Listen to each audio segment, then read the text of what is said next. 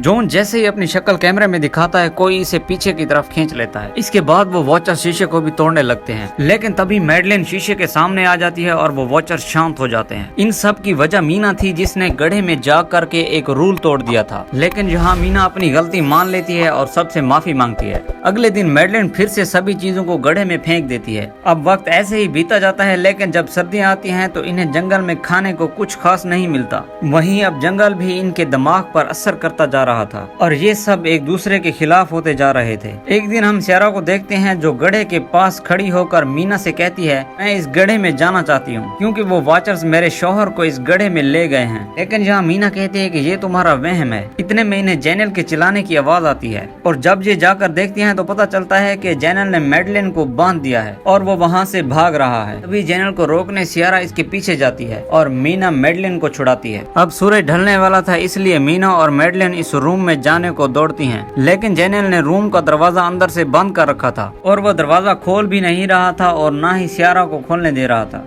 दरवाजा ना खुलता देखकर मैडलिन और मीना एक सेफ जगह छुप जाती हैं जहां वॉचर्स इन्हें नहीं ढूंढ सकते थे। और कुछ समय के बाद जहां पर हम काफी सारे वॉचर्स को देखते हैं जो काफी खतरनाक दिख रहे थे। वो शीशे के जरिए देखते हैं कि मीना और मैडलिन रूम के अंदर नहीं है, इसलिए वो इन्हें ढूंढने यहाँ से चले जाते हैं। इतने में मीना और मैडलिन वापस दरवाजे के पास आकर जैसे तैसे दरवाजा खुलवा लेती हैं। फिर ये लोग जब अंदर आते हैं तो अंदर आते ही मैडलिन जैनल पर काफी गुस्सा करती है और कहती है कि वॉचर शक्ल बदलने वाले फेरीज हैं जो हम इंसानों की तरह जीना चाहते हैं। इनकी कहानी बहुत पुरानी है। फिर मैडलिन बताती है कि हमने एक और रूल तोड़ दिया है, इसलिए वो अब हमें नहीं छोड़ेंगे। इतने में इनके दरवाजे पर एक बार फिर से दस्तक होती है, लेकिन इस बार ये वॉचर्स काफी गुस्से में थे, इसलिए ये सभी इनसे काफी डरते हैं। इतने में यहाँ जमीन पर एक खुफिया रास्ता दिखाई देता है जिसमें ये सभी जाकर छुप जाते हैं। यहाँ पर इन्हें बहुत सारी चीजें और बहुत सारा खाना मिलता है। इसके साथ ही यहाँ पर कुछ कंप्यूटर्स और इनमें काफी रिकॉर्डिंग भी थी, जिन्हें देखकर पता चलता है कि इस जगह को बनाने वाले का नाम प्रोफेसर कुल मर्चन था, जो कि यहाँ किसी और रिसर्च के लिए आया था। लेकिन बाद में इसने यहाँ पर एक वॉचर्स को पकड़ा था जिसके साथ इसका बॉन्ड काफी गहरा हो गया। ऐसे ही वो प्रोफेसर की सभी वीडियोस देखते हैं और लास्ट वाली वीडियो में प्रोफेसर बताता है कि इस जगह से बाहर निकलने के लिए तुम्हें नदी किनारे खड़ी एक बोट तक पहुँचना होगा क्योंकि वॉचर्स पानी में नहीं जाते।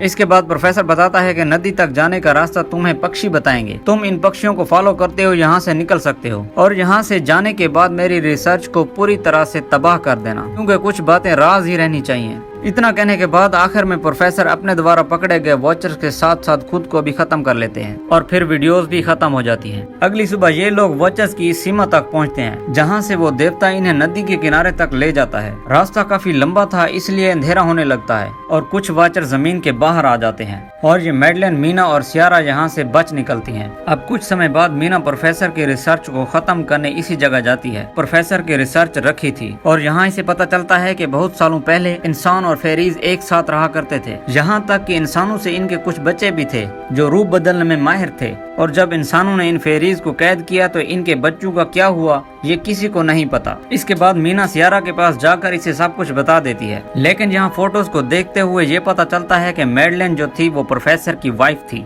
जो कि कैंसर से मर गई थी। और इसका मतलब ये था कि जो मैडलिन जंगल में इनके साथ थी ये वही वॉचर्स थी जिसे प्रोफेसर ने पकड़ा हुआ था। इसी दौरान असली सियारा जब यहाँ पर आती है तो पता चलता है कि अब तक मीना सियारा समझकर जिससे बात कर रही थी वो मैडलिन थी। असली सियारा के आते ही मैडलिन इस पर और मीना पर हमला कर देती है। फिर मैडलिन मीना को बताती है कि इसे वॉचर्स ने अपने ग्रुप से इसलिए निकाला क्योंकि वो दिन में चल सकती थी, वो दूसरे वॉचर्स से काफी अलग थी। मैडलिन मीना को मारकर इसका रूप लेना चाहती थी। असल में मैडलिन आधी ह्यूमन और आधी फेरी थी, यानी कि एक इंसान और फेरी की बेटी थी। यहाँ पर मीना मैडलिन से कहती है कि तुम में कोई कमी नहीं है बल्कि तुम खास हो। ये बात मीना को नहीं पता थी कि बीते समय में फेरी से इंसानों के कुछ बच्चे भी हुए थे। मीना इसे समझाती है कि वो इस बारे में किसी को नहीं बताएगी और हो सकता है कि इसके जैसे दुनिया में और भी बहुत से लोग हों। सच जानकर मैडलिन के पंख निकल आते हैं और वो यहाँ से उड़कर चली जाती है। फिर कहानी कुछ समय बाद की दिखाई जाती है जहां मीना अपनी जुड़वा बहन के साथ रह रही होती है क्योंकि जंगल के हादसे ने इसे अंदर तक हिला कर रख दिया था।